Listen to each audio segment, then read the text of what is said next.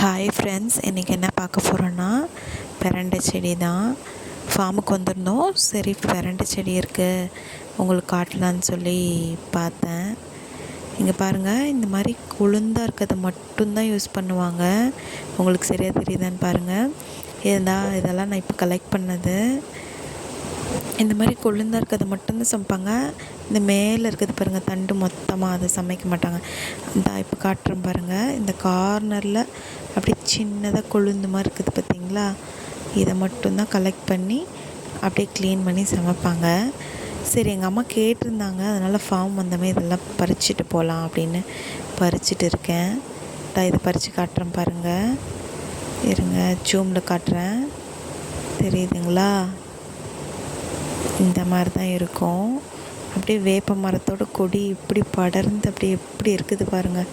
மரம் ஃபுல்லாக, வேப்ப மரம் ஃபுல்லாக படர்ந்துருக்கு கொடி அப்படியே.